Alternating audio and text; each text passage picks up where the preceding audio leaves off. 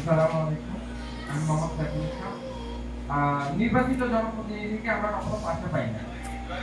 সেটা হোক নির্বাচিত কিংবা অনির্বাচিত, কাউকে আমরা পাশে পাই না। নির্বাচন শেষ হওয়ার পরে আর মানে 5 বছরে আর দেখা নাই। 5 বছর পরে আবার দেখা হয়। এটা কেন? ওই যে বলি, এক শ্রান্ত প্রতীক চৈত্র মাসে রোদের মধ্যে বিশাল এক মাঠ পাড়ি দিয়ে আসছে, অনবরত ঘামতেছে আর হাঁপাইতেছে। গিয়ে উঠছে একজন চেয়ারম্যান সাহেবের বাড়িতে, সিটিং চেয়ারম্যান। তো উঠে ওনাকে সালাম দিয়ে বলছে যে আমাকে আমার পিপাসায় ছাতি ফেটে যায়, একটু কিছু পান করতে দেন। তো উনি তার সহকারীকে বলছেন, যাও তো তাড়াতাড়ি তার জন্য নিয়ে আসো। সে এক জগ ভর্তি পানি আর একটা গ্লাস নিয়ে সামনে রাখছে, এখন হে আর হাত দেয় না। কয় কি তুমি না একটু বললা যে তোমার মরণপণ অবস্থা, এখন নিচ্ছ না যে?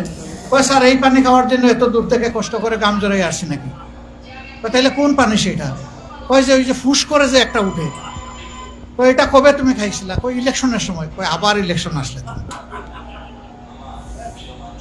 ওই ফুস করা পানি খাওয়ার জন্য 5 বছর অপেক্ষা করতে হবে।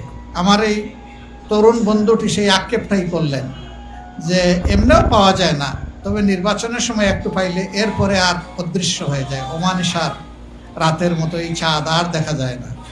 আমরা আসমানের চাঁদ নই, আমরা জমিনের মানুষ, আমাদেরকে পাবেন।